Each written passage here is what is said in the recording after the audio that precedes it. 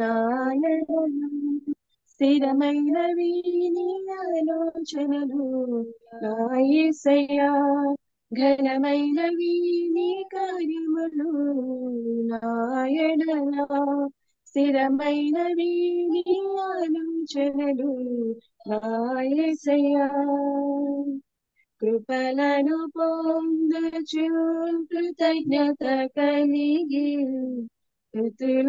స్తుతులర్పించెదను నివేదనా కృపలను పొందచు కృతజ్ఞత కలిగి స్తుతులర్పించెదను నివేదనా అనుదినము నీ అనుగ్రహమే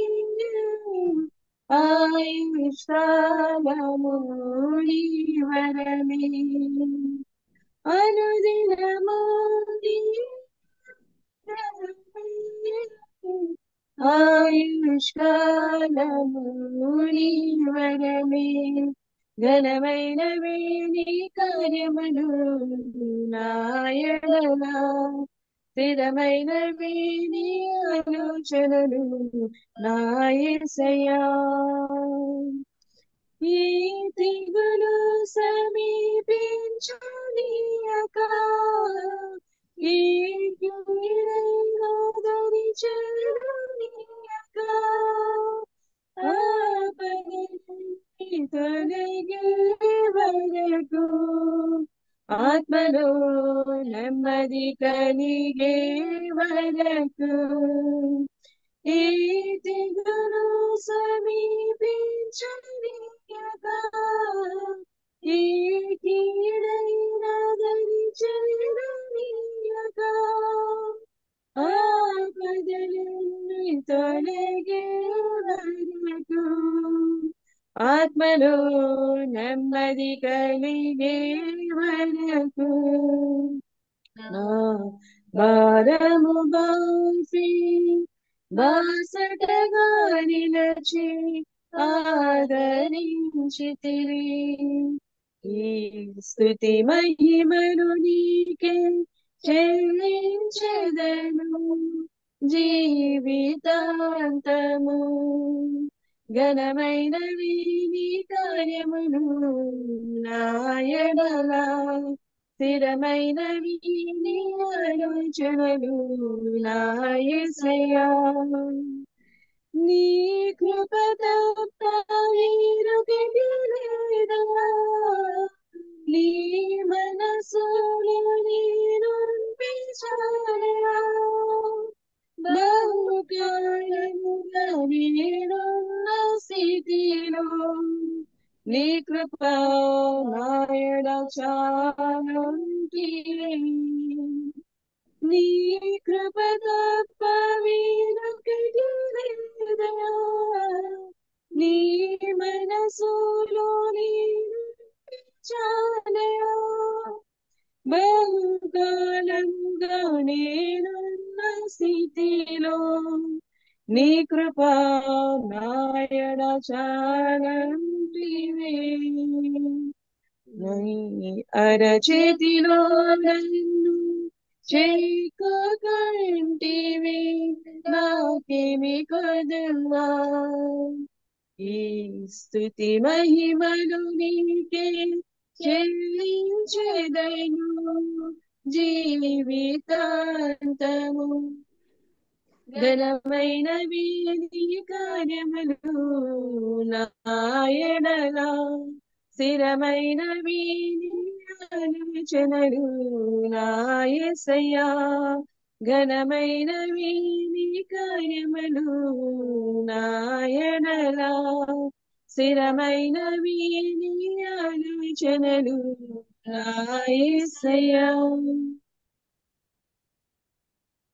सेनाओं का यहोवा हमारे संग संग है याकूब का परमेश्वर हमारा ऊंचा घर है सेनाओं का यहोवा हमारे संग संग है याकूब का परमेश्वर हमारा ऊंचा घर है जिसने आकाश बनाया जिसने पृथ्वी बनाई, जिसने आकाश बनाया, जिसने पृथ्वी बनाई, जो सर्वशक्तिमान प्रभु है, वो यहोवा हमारी संग संग है।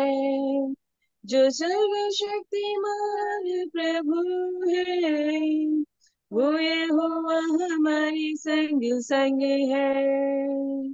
सेनाओं का यहोवा हमारी संग संग है। याकूब का परमेश्वर हमारा ऊंचा गढ़ है। सेनाओं का यहोवा हमारी संग संग है। याकूब का परमेश्वर हमारा ऊंचा गढ़ है। समुद्र को जिसने डुबा, जंगल में माँ को निकाला, समुद्र को जिसने डुबाया, जंगल में से माँ को निकाला, जो वायदे को करता है पूरा, वो यहोवा हमारे संग संग है। जो वायदा को करता है पूरा, वो यहोवा हमारे संग संग है। सेनाओं का यहोवा हमारी संग संग है। याकूब का परमेश्वर हमारा ऊंचा गढ़ है। सेनाओं का यहोवा हमारी संग संग है। याकूब का परमेश्वर हमारा ऊंचा गढ़ है।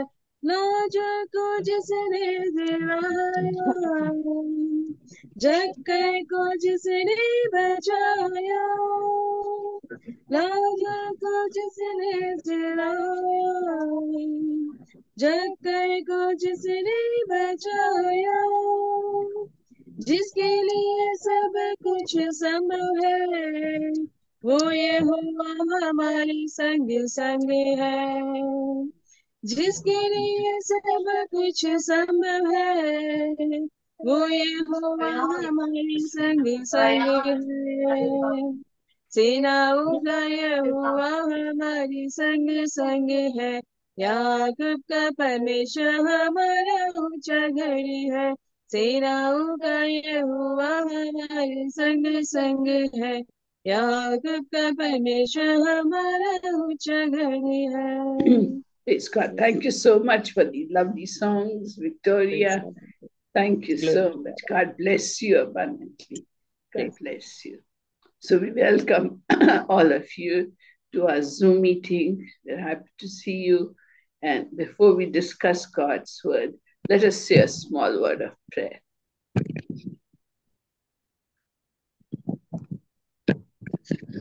మనం దేవుని వాక్యం చదువుకునే ముందు ఒక చిన్న ప్రార్థన చేసుకుందాం. Almighty God, hallelujah, hallelujah, hallelujah. Praise you, exalt your name, exalt your name, exalt your name, mighty God. ప్రభువా నీ నామమునికి స్తుతి మహిమ కలుగును గాక. We lift your name high and invite you in our midst. నీ నామమును ఎంతో ఘనపరిచి ఎత్తిపట్టి మా సమూహంలో మీరు ఉండమని ఆహ్వానిస్తున్నాము. We humble ourselves down, Lord God, and we invite you to come in our midst, hallelujah, and to minister to us. మమ్మల్ని మేము తగ్గించుకుంటూ ప్రభువా మీరే మాకు బోధించమని అడుగుతున్నాము. Bless each one of us and anoint the word so that it may become alive to us. ఇక్కడ ఉన్న మా అందరిని ఆశీర్వదించి నీ వాక్యాన్ని మాలో మా జీవితంలో ఎంత తోడ్పాటు ఇచ్చినట్లు ఆశీర్వదించండి. Can't do anything without you, Holy Spirit God. పరిశుద్ధాత్మ దేవ మీరు లేక మీ సహాయం లేకుండా మా వల్ల ఏదీ కాదు. So we invite you and welcome you. In Jesus' name, amen. Well, Kalpana, we can't hear you. Kalpana? Kalpana, we can't hear hear you. me now? Yeah, now we can hear you. Okay, so we were discussing problems that we face in life because we are Christians. మనము క్రైస్తవుల అయినందువలన మనం ఎదుర్కొనే సమస్యల గురించి మనం చదువుకున్నాము. So now we will see some specific problems. ఇప్పుడు ప్రత్యేకమైన సమస్యలను గురించి చదువుకుందాం. The first thing we'll see is temptation. మొదటిగా మనం చూసేది ఒక దాని పట్ల మనకు ఆకర్షణ కలిగిన ఆకర్షణ. So what is temptation? Anyone can tell? Just unmute and tell. ఎవరైనా మనం ఒక దాని బట్టి ఆకర్షించబడుతున్నాం కాబట్టి దాని గురించి ఎవరైనా వివరణ ఇవ్వచ్చు. Just unmute and tell what is temptation. It can be any evil desire or yeah, louder, Pearl, louder. It can be anything that is evil or physical desires or our own wants, which is not actually aligned to God, but it is Amen. only personal want. Yes, very true. Very true. So temptation is something that you want to do knowingly that it is wrong, still you want to do it. మరి ఇక్కడ మనము ఒక దాని పట్ల ఆకర్షించబడడం అని అంటే అది తప్పని తెలిసి కూడా మనం ఇంకా దాన్ని చేయడం అనే దాన్ని ఆకర్షణ అంటారు. Or it can be something that we have which is wrong, which does the wrong thing. లేదనంటే అదొక మనం దాన్ని బట్టి ఆకర్షితులమై కూడా తప్పు కూడా చేయవచ్చు. And it attracts us even though it's wrong. అది తప్పైనా గానీ మనల్ని ఎంతో ఆకర్షిస్తుంటది. So can you tell me what that can be that attracts us, that can be wrong? అది మంచిది కాకుండా మనల్ని ఆకర్షించేది ఏదైనా ఎవరైనా చెప్పొచ్చు. Yes, anyone? Something that's very attractive and will lead you into wrong. Lust. Yes? Lust. Lust, yes. Something like money. If you have too much of it, it leads you to do the wrong. Or drugs, or alcohol.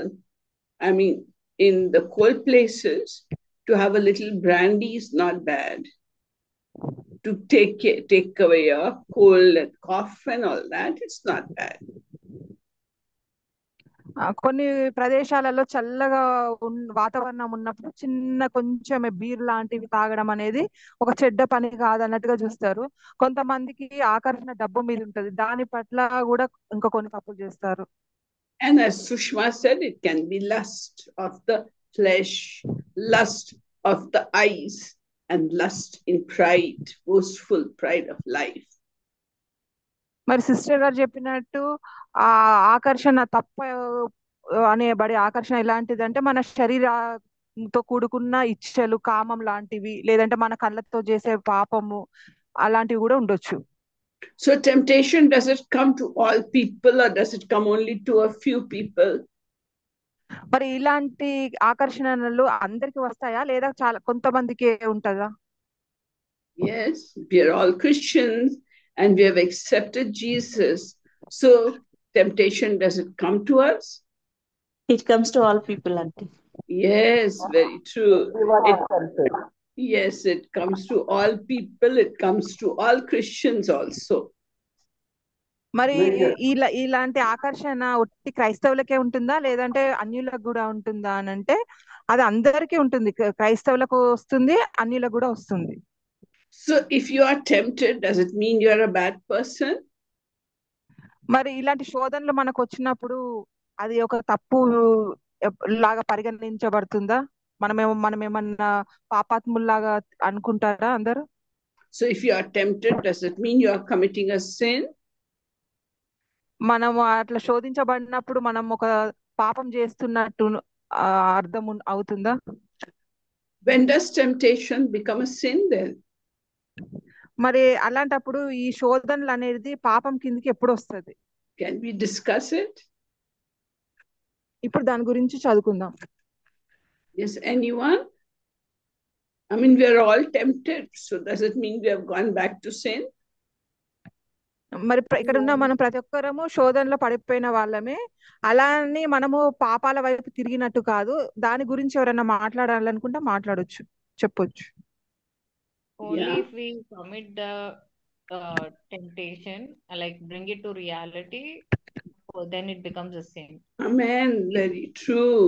If we give in to temptation and do what that temptation is telling us to do, then it becomes a sin. But just being tempted is not a sin. మరి మనకు శోధనలు రావడం అనేది పాపం కాదు. ఆ శోధనలో పడిపోయి అది చెప్పినట్లు మనం చేయడం అనేది పాపం. Now, Jesus was also tempted. We all know that. After his baptism, he went into the wilderness and fasted 40 days and nights, and he was tempted by the devil. మరి యేసుప్రభు కూడా శోధింపబడ్డాడు. 40 రోజులు తను అరణ్యంలోకి వెళ్ళి ప్రార్థించినప్పుడు దయ్యము తనని శోధించింది. But he didn't sin at all. మరి అయినా కానీ యేసుప్రభు ఎప్పుడు కూడా పాపం చేయలేదు. So Jesus knows what it is to be tempted. దీనిని బట్టే మనం అర్థం చేసుకోవచ్చు యేసు ప్రభుకి శోధన అనేది ఏంటి, దానిలో పడిపోవడం అనేది ఏంటిది అనేది తెలుసు. Hebrews chapter 4 verse 15 says, హెబ్రీలు గ్రంథము 4వ అధ్యాయము 15వ వచనంలో ఇలా ఉంది. He says, for we all have a high priest who is able to sympathize with our weakness. మనందరికీ ఒక ప్రధాన యాజకుడు ఉన్నాడు. అంటే మనం చేసిన తప్పులకి మనతో పాటు పశ్చాత్తాపపడేవాడు. Because Jesus has been tempted in every way, just like we are tempted, but he did not give in and he did not sin. ఎందుకనంటే యేసు ప్రభు కూడా ఎన్నో సార్లు శోధనలో జయించాడు. కానీ మనలాగా మాత్రము శోధనలో పడిపోయి పాపం మాత్రం ఎప్పుడు చేయలేదు. Also, the Bible says that God will not allow you and me to be tempted beyond our ability to bear it. ఇంకా మన పరిశుద్ధ గ్రంథంలో ఇలా చెప్పబడింది, మీరు నేను మనందరికి శోధనలు అనేటివి మనం మోయలేనంతగా మాత్రం మనం శోధింపబడము. And Jesus will give us a way of escape from that temptation. మరి ఆ శోధనలను జయించి దాంట్లో నుంచి తప్పించుకోవడానికి తప్పకుండా మనకు యేసు ప్రభు మార్గం చూపుతారు. For example, if you have temptation to be little dishonest with money, Jesus will tell you in your mind, Holy Spirit will whisper and tell you, he'll say, love of money is root of all evil. ఇప్పుడు ఎవరికైనా డబ్బు మీద ఆశ కలగడం అనే శోధన వచ్చినప్పుడు మనకు పరిశుద్ధాత్మ దేవుడు ప్రేరేపిస్తాడు. యేసు ప్రభు కూడా చెప్తాడు ఏంటి డబ్బు మీద ఆశ ప్రతి ఒక్క పాపానికి దారి తీస్తుంది అని. If a young man looks at a pretty girl, that is temptation, but it is not sin. But if that young man gives in to the lust of the flesh and he wants to do adultery in his thoughts even, then that is sin. మరి ఒక యవనస్తుడు ఒక అమ్మాయిని చూడడం అనేది ఆ పాపం చేసినట్టు కాదు, శోధనకు గురి అయ్యాడు అని అర్థం చేసుకోవచ్చు. కానీ ఆ శోధనను జయించక అతను తన కామవాంఛలు తీర్చుకోవాలి అమ్మాయితో అని అనుకోవడము మాత్రం పాపం. If he keeps thinking about that beautiful girl and says, oh, I would do this and I'll do that, then that is sin. If you keep thinking, once if a thought comes, it's okay, you let it fly away. But if that thought becomes a habit in your mind and takes charge of you, then that is sin, because Jesus said, even if you look with lust, you have committed sin. మరి ఇప్పుడు ఆ యవనస్తుడు శోధనను జయించక అమ్మాయి గురించి ఆలోచిస్తూ ఉండడం అనేది పాపము. ఎందుకనంటే పరిశుద్ధ గ్రంథం మనకు చెప్తుంది ఏంటి మన తలంపుల్లో కూడా మనం పాపం చేయొచ్చు. అలాంటి తలంపులు వస్తే మనం పాపం చేసినట్టే అని చెప్తుంది. Therefore, 1 Corinthians chapter 10 and verse 13 says, మొదటి కొరింథీయులు 10వ అధ్యాయము 13వ వచనంలో ఇలా ఉంది. It says, no temptation has come to you except what is common to all the people. మరి మీకు ప్రత్యేకించబడి ఏ శోధన రాలేదు, కానీ ప్రతి ఒక్కరికి వచ్చే శోధనలే మీరు దాని గుండానే మీరు వెళ్తున్నారని చెప్తుంది. And further it says, God is faithful. He will not allow you to be tempted beyond your strength. ఇంకా అక్కడ దేవుడు చెప్తున్నాడు, మనకు వచ్చే శోధనలు మనం జయించలేనంతవిగా ఉండవు. ఎందుకనంటే దేవుడే మనకు ఆ శోధనలకు వెళ్ళి బయటపడడానికి సహాయం చేస్తారు. And through the temptation, he will give you a way of escape so that you can bear it. మనము మరి ఆ శోధనల నుంచి తప్పించుకోవడానికి దేవుడు మనకు తప్పకుండా ఒక మార్గాన్ని చూపుతారు. Now we know that telling lies is a sin and God doesn't like it at all. మరి అబద్ధాలు చెప్పడం కూడా ఒక పాపము, దేవుడికి అసలు అలా అబద్ధాలు చెప్పడం ఇష్టం లేదు. And then you have done something wrong and you wonder, now if I'm found out, what will I do? మరి ఎవరైనా తప్పు చేసినప్పుడు పట్టుబడితే ఎలా అని కూడా ఆలోచిస్తారు. And then somebody points out your mistake and says, look, you have done this. ఎవరో ఒకరు చూసి నువ్వు ఇలా తప్పు చేసావు అని కూడా చెప్తారు. You will get this punishment, that punishment. మనకి ఇలాంటి శిక్ష అలాంటి శిక్ష పడుతుంది అని కూడా చెప్తారు. At that time, Jesus gives you the grace to confess your wrongdoing and you escape the punishment. అలాంటి సమయంలో యేసు ప్రభు మనం కృప చూపుతారు. ఎలా అంటే మనల్ని ఒప్పుకోవాలి, తప్పు చేసిన తప్పును ఒప్పుకొని పశ్చాత్తాప పడినప్పుడు ఆ పాపం నుంచి విడుదల పొందడానికి దేవుడు సహాయం చేస్తారు. So Jesus is our high priest and he was tempted and he knows how to help us to escape temptation. మరి ఇక్కడ మనకు ప్రధాన యాజకుడు లాగా యేసు ప్రభు ఉండి మనల్ని ఆ శోధనలను జయించి దానిలో నుంచి మనం తప్పించుకోవడానికి సహాయం చేస్తున్నారు. Hebrews 2 and verse 18, hallelujah, kantoka saharo kantia, halaka shahan saharo anto akura hantia, hallelujah, hallelujah, kantia, kanto kantipa kanso ashu asiero, aloha karohantia kanta, ako shahan siya, ako shian siya, hallelujah, hallelujah, hallelujah, bahashukan siya, ako shahan saha. Okasua. My daughter Elspeth got My daughter Elspeth got I want you to know that I'm studying your heart and your mind. నీ హృదయాన్ని నేను చదువుతున్నాను, నీ మనసు ఎలా ఉందో కూడా చూస్తున్నాను. I am your heavenly Father. నేను నీ పరలోకపు తండ్రి అయి ఉన్నాను. And I want you to know that my grace is upon you. నా కృప నీ మీద ఉంది. Totally and completely. సంపూర్ణంగా నీ మీద ఉంది అని తెలుసుకో. I've heard the cry of your heart. నీ హృదయంలో నుంచి వచ్చిన మొరను నేను విన్నాను. And I will satisfy you totally, completely. నేను పరిపూర్ణంగా నిన్ను ఆశీర్వదించి ఆనందింపజేస్తాను. However, your life partner must humble himself under the hand of God. మరి నీ భర్త దేవుని చేతి కింద తనను తాను చాలా తగ్గించుకోవాలి. Putting wrong allegations on people of God brings only curses upon the family. మరి దైవజనుల మీద తప్పు ప్రచారం చేసినప్పుడు తను శపించబడతాడు. As head of your family, your life partner must have a clean slate if he wants blessings from above. మరి మీ కుటుంబంలో ఒక పెద్దగా అయి ఉండి పరలోకం నుండి ఆయనకు ఆశీర్వాదాలు రావాలి అని అంటే ఈ తప్పుడు మార్గాలు విని దేవుడు చెప్పినట్టు నడుచుకోవాలి. I'm telling you because you know the spiritual consequences of talking against people of God. మరి నేను నీకు ఈ విషయాలు ఎందుకు చెప్తున్నానంటే నీకు అన్ని తెలుసు, దైవజనులకు వ్యతిరేకంగా మాట్లాడితే పరిశుద్ధాత్మ దేవుడు ఎలా శిక్షిస్తాడు అని. My beloved daughters who have zoomed in, I want you to know that King David, ప్రియమైన కుమార్తెలారా, ఇక్కడ మీరు అందరు సమకూడిన వాళ్ళందరికీ చెప్తున్నాను, had a number of chances to defame Saul and kill King Saul, who was his enemy. మరి దావీదు రాజుకి సాలు అనే అతను ఒక శత్రువై ఉన్నాడు. ఆయనను చంపడానికి ఆయనకి ఎన్నో కారణాలు ఉండే. But his response was, far be it if I raise my hand against the Lord's anointed.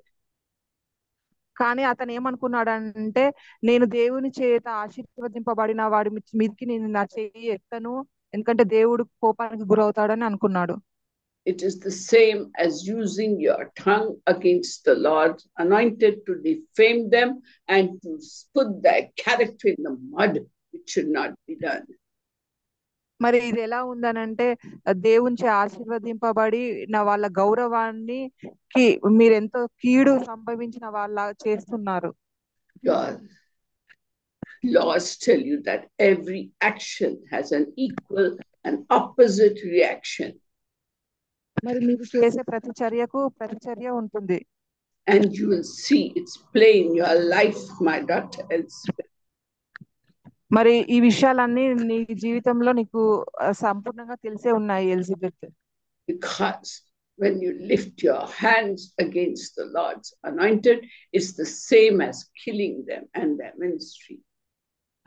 మరి నువ్వు దేవుని ప్రజల వైపు తిరుగుబాటు చేసి వాళ్లకు చెడ్డ పేరు తెచ్చినప్పుడు వాళ్ళని చంపిన దానికి సమానం. So watch out to repent and make up, and the Lord will shower his blessings that you are longing for. ఇప్పటికైనా మారు మనసు పశ్చాత్తాప పడి దేవుడు ఆశీర్వదించిన ఆశీర్వాదాలను కూడగొట్టుకుంటా ఉండండి. My daughter Swapna, I want you to realize that it's no use having stepped into the kingdom of God. It is no use going back into Hindu idols. స్వప్న, నువ్వు పరలోకంలో దేవుని దగ్గరికి ప్రవేశించి మళ్ళీ విగ్రహారాధన దిక్కు తిరగడం అనేది మంచి పని కాదు. Even if it is to please anybody, you shouldn't do it. మరి ఎవరినైనా ఎవరి విశ్వాసం చూడకూడడానికి నువ్వు అలా చేసినా గానీ అది మంచిది కాదు. My daughters, I want you to know that what I have said in the book of Exodus in chapter 15, I've said that if you will diligently hearken to the voice of the Lord your God. నా ప్రియమైన పిల్లలారా, నిర్గమకాండము 15వ అధ్యాయంలో నేను చెప్పినట్టుగా మీరు మీ సంపూర్ణ హృదయంతో నన్ను వెతికిన ఎడల and do what is right in his sight. నన్ను సంపూర్ణ హృదయంతో వెతికి నా దృష్టిలో ఏది మంచిదైతుందో అది చేసిన ఎడల I will send none of these diseases upon you that were there upon the Egyptians. మరి ఈజిప్షియన్ల మీదకి నేను పంపించిన రోగములు ఏది కూడా మీ మీదకి రావు. For I am the Lord that healeth you. ఎందుకనంటే మిమ్మల్ని స్వస్థపరచు యెహోవాను నేను. My beloved daughters, నా ప్రియమైన కుమార్తెలారా, if you want to enjoy a healthy life, then learn the commandments of God, talk about it, and follow it in everyday life. మీరు ఒక మంచి ఆరోగ్యమైన జీవితాన్ని జీవించాలనంటే దేవుని ఆజ్ఞలను పాటించండి, దాని గురించి మాట్లాడండి, అప్పుడు ఒక ఆరోగ్యవంతమైన జీవితాన్ని జీవిస్తారు. My daughter already explained to you that she had sinned and that she had broken God's laws, hence she felt sick. మరి ఇక్కడ దేవుని కుమార్తె అయిన ఆశ అంటే ఆల్రెడీ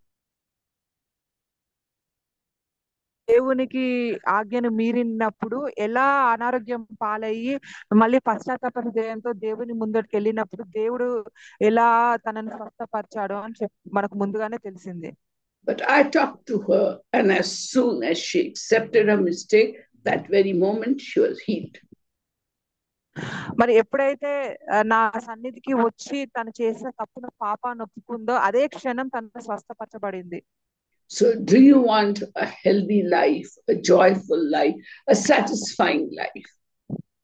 మరి మీకు కూడా ఒక ఆరోగ్యవంతమైన సంతోషకరమైన సంతృప్తినిచ్చే జీవితాన్ని కావాలా? Then do what the scriptures tell you to do. మరి అలాంటప్పుడు మీరు ప్రవచనాలు ఏం చెప్తున్నాయో అదే చేయండి. because just knowing the scriptures is not enough. దేవుని యొక్క పరిశుద్ధ గ్రంథం తెలవడం ఒక్కటే సరిపోదు. You must do what the scriptures tell you to do. మరి అక్కడ రాసిన వచనాలు కూడా ఏం చెప్తున్నాయో అది మనం చేయాలి. Knowing the scriptures and not doing it, my beloved children, that is sin. మరి మీకు దేవుని పరిశుద్ధ గ్రంథం తెలిసి ఎలా పాటించాలో ఎలా జీవించాలో తెలిసి అలా చేయకపోవడం అనేది పాపం. So examine your hearts, my beloved daughters. Examine your hearts. I'm giving you a minute to think in your hearts how you have broken the laws of God. Just think in your heart. Did you not show love to everybody? మరి ఇక్కడ ఒక క్షణము నేను సమయం ఇస్తున్నాను. ఇక్కడ ఉన్న కుమార్తెలారా అందరూ మీరు ఒకసారి మీ హృదయంలో ఆలోచించుకోనండి. మీరు ఏదైనా తప్పు చేశారా? ఎవరినన్నా ప్రేమించలేదా? Did you do things to impress people rather than be in right terms with God? మరి దేవునితోని సరిగ్గా నడవక ఒక మనుషులను ఆనందింపజేయడానికి సరైన మార్గంలో కాకుండా వేరే మార్గంలో నడిచారా? Did your emotions lead you away from God?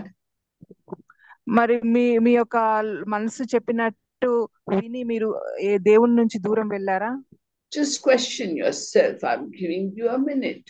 Just question yourselves and you will know where you went wrong. మరి ఇప్పుడు నేను ఒక నిమిషము సమయం ఇస్తున్నాను. మీరు మీకు ప్రశ్నించుకోండి మీ హృదయాలలో మీరు ఎక్కడ తప్పు చేశారో. Jesus told his disciples, when you forgive someone, their sins are forgiven. మరి యేసు ప్రభు తన శిష్యులతో చెప్పాడు, వేరే వాళ్ళను ఎవరైతే క్షమిస్తారో వాళ్ళ తప్పులు వాళ్ళ పాపాలు కూడా క్షమించబడతాయి అని. And when you retain the sins of someone, they are retained.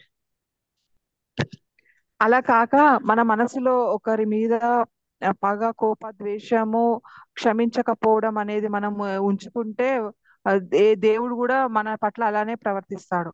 So it's a terrible thing to fall into the hands of the living God, and terrible thing also to fall into the hands of his servants. మరి దేవుని చేతిలో ఇలా తప్పు చేసి దేవుని చేతిలో పడడం అనేది ఒక భయంకరమైన విషయము. అలాగే దేవుని చేత ఆశీర్వదింపబడిన వాళ్ళ చేతిలో పడడం కూడా ఒక భయంకరమైన విషయం.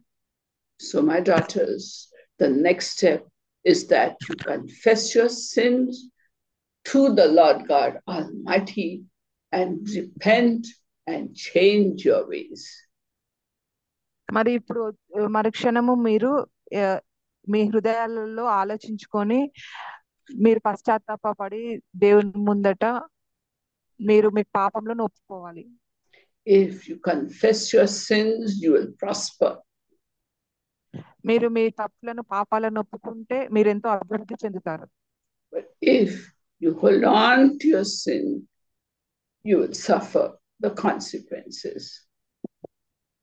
లేదు అని ఇంకా పాపాన్ని పట్టుకొని ఉంటే మాత్రము ఆ పాపము వల్లే వచ్చి వాటన్నిటిని అనుభవించుతారు ఒక శిక్షలాగా. So just cry out in your hearts right now, all of you, cry out in your hearts right now and confess your sins to the Lord God. You don't need any mediator.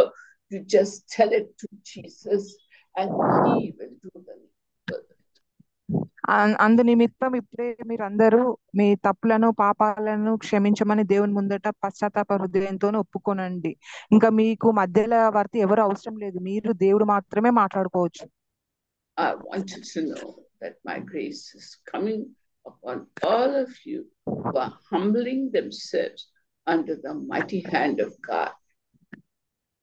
ఇప్పుడే చెప్తున్నాను, పరలోకంలో ఉన్న తండ్రి చేతి కింద ఎవరైతే తమను తాము తగ్గించుకుంటున్నారో వాళ్ళందరి మీద నా కృప వస్తుంది. And most of the sins are committed within the families, within their relatives, and within so-called beloved people. మరి ఇక్కడ నాకు పాప క్షమాపణలు వచ్చినాయి అన్ని కూడా మీ కుటుంబంలో ఉన్న తప్పుల పట్లనే అందరు చాలా మంది అడుగుతున్నారు. Therefore, give your hearts to me, a clean heart, and start afresh from today. అందుకోసము మీరు మీ హృదయాలను నాకు ఇచ్చేయండి. ఈ రోజు నుంచి ఒక కొత్త జీవితాన్ని కొత్త హృదయంతోనే ప్రారంభించండి. I'm hearing every heartbeat of yours. నేను మీ ప్రతి ఒక్కరి గుండె చప్పుని వింటున్నాను. And my grace is upon you, my mercy is upon you. నా కృప నా కనికరము మీ మీద ఉన్నాయి. My loving kindness is upon you. నా ప్రేమ కూడా మీ అందరి మీద ఉంది. Be of good cheer. సంతోషంగా ఉండండి. In Jesus' name, amen. యేసు నామమున ఆమేన్. Praise God, praise God. Glory to God, glory to God, glory, glory, glory, glory. Great glory is coming upon you as a group and as individuals. ఇక్కడ గుంపుగా మరియు ప్రతి ఒక్కరికి ప్రత్యేకంగా దేవుని మహిమ దిగి వస్తుంది. Great glory is coming upon each one of you. దేవుని మహిమ గొప్పగా మీలో ఉన్న ప్రతి ఒక్కరి మీదకి దిగి వస్తుంది. I'm pouring grace and glory upon each one of you. You just have to receive it by faith. ఇక్కడ నేను ప్రతి ఒక్కరి మీద నేనెంతో మహిమను అన్ని నా కృపను కుమరిస్తున్నాను, కానీ మీరు విశ్వాసంతో పొందుకోవాలి. You receive it by faith, my beloved children. మీరు ప్రతి ఒక్కరు విశ్వాసంతోనే పొందుకోనండి ప్రియమైన బిడ్డలారా. And those who are suffering from physical troubles and physical ailments, just lift your hands and receive my healing anointing that is coming upon you. ఎవరైతే శారీరకంగా ఇక్కడ బాధపడుతున్నారో వాళ్ళు ప్రతి ఒక్కరు నేను కుమ్మరిస్తున్న నా కృపను బట్టి మీరు స్వస్థత పొందండి. My healing anointing is coming powerfully upon all of you. నా స్వస్థత అభిషేకము ఎంతో శక్తివంతంగా ప్రతి ఒక్కరి మీదకి వస్తుంది. And I'm opening the wombs of those who want children. మరి ఇక్కడ ఎవరికన్నా పిల్లలు కావాలంటే నేను వాళ్ళ గర్భాన్ని తెరుస్తున్నాను. And Melissa, my daughter, I'm laying both my hands upon your abdomen. Melissa, నీ కడుపు మీద నా రెండు చేతులను ఉంచుతున్నాను. I'm laying my hand upon that fibroid of yours and making it ineffective, completely ineffective. మరి నీ గర్భంలో ఉన్న కంతులన్నిటి మీదకి నా ఆశీర్వాదాలు పంపించి అసలు వాటి వల్ల నీకు ఏమి హాని కలగకుండా చేస్తున్నాను. If you follow the laws of the Lord God Almighty, beloved, no evil will befall you, no harm will come to you. మీరు దేవుని ఆజ్ఞలను పాటించిన ఎడల మీ మీదికి ఎలాంటి దుష్ట శక్తి రాదు, ఎలాంటి చెడు మీకు జరగదు. The key here is to know the laws of God and to follow it in your everyday life. మరి ఇక్కడ గమనించాల్సిన విషయం ఏంటంటే దేవుని ఆజ్ఞలను మనము ప్రతిరోజు పాటించాలి. Grace is coming down powerfully, hallelujah, upon all of you, hallelujah. నా కృప ఇక్కడ మీ ప్రతి ఒక్కరి మీదకి ఎంతో శక్తివంతంగా వస్తుంది. Hallelujah. I want you to know, my beloved Dr. Victoria, that I've seen all the troubles that you have faced in life without murmuring because you wanted to be a witness for Christ. Victoria, నువ్వు జీవితంలో ఎదుర్కొన్న సమస్యలన్నిటినీ నేను చూశాను, వాటిని ఎంతో శక్తివంతంగా ఎదుర్కొన్నావు. And I'm going to reward you for your unflinching services and your loving care towards your mother-in-law who is bedridden. నువ్వు మంచాల్లో ఉన్న మీ అత్తగారికి చేసిన సేవను నేను చూశాను. You have done more for her than any normal daughter-in-law would do. ఒక సాధారణ కోడలు కంటే కూడా నువ్వు ఎంతో గొప్పగా ఆమెకు సేవ చేసావు. And therefore I'm blessing you and your offspring and your generations much more than you ever thought possible. మరి నిన్ను నీ పిల్లల్ని మళ్ళీ ఇంకా తరతరములకు కూడా నేను అసలు నువ్వు ఊహించనంతగా కూడా నేను ఆశీర్వదిస్తున్నాను. Did I not say in the scriptures that if you honor your father and your mother, you will have a long and a good life? నేను నా వచనాలలో చెప్పలేదా, మీ తల్లిని తండ్రిని గౌరవించిన ఎడల మీరు దీర్ఘాయుష్మంతులై ఉంటారు అని. Look upon them as a source of getting blessings for yourself, your family and your generations. మరి వారిని బట్టి మీ కుటుంబం మీద మరియు మీ ముందు రాబో తరములన్నిటి మీదకి కూడా ఆశీర్వాదాలు వచ్చేలాగా మీరు వాళ్ళకి సేవ చేయండి. Don't think of them as troublemakers and as those who create trouble and inconvenience, for you don't look upon them that way, but look upon them as a source of blessing. మరి వాళ్ళు మిమ్మల్ని ఇబ్బంది పెట్టి ఆటంకపరిచే వాళ్ళలాగా చూడకండి, కానీ ఆశీర్వాదాలకు మూల కారణాలుగా ఉన్నారని అర్థం చేసుకోనండి. If you cannot wholeheartedly serve the generation that will soon depart from this world, who are you going to serve?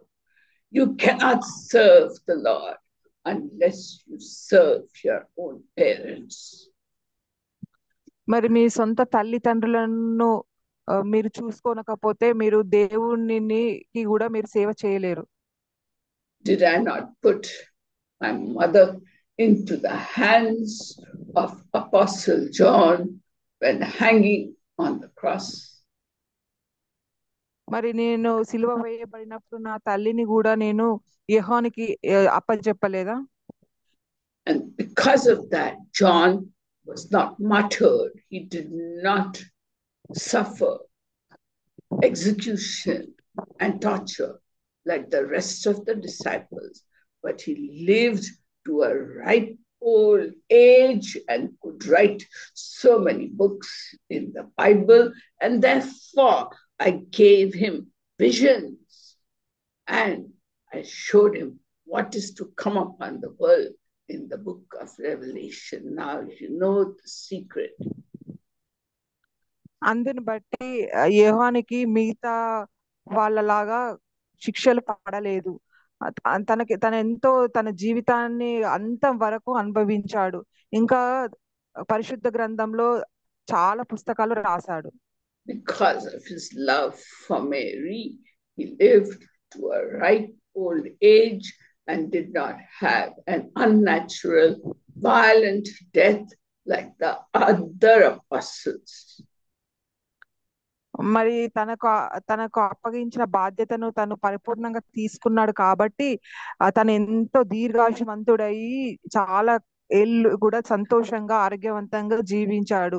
ఇంకను మిగతా వారు శిక్షించబడినట్టు తిను శిక్షించబడలేదు. And it's a terrifying thing to fall into the hands of the living God. మరి జీవించే దేవుడిని చేతిలో పడడం అనేది చాలా భయంకరమైన విషయం. For you will be answerable for every action of yours. ఎందుకనంటే నువ్వు చేసే ప్రతి క్రియకి నువ్వు జవాబుదారీగా ఉంటావు. My grace is upon you, my blessings and mercies upon you. నా కృప నా కనికరము నీ మీద ఉన్నవి. In Jesus' name, amen. యేసు నామమున ఆమేన్. Praise God, praise God, praise God. Glory to God, glory to God.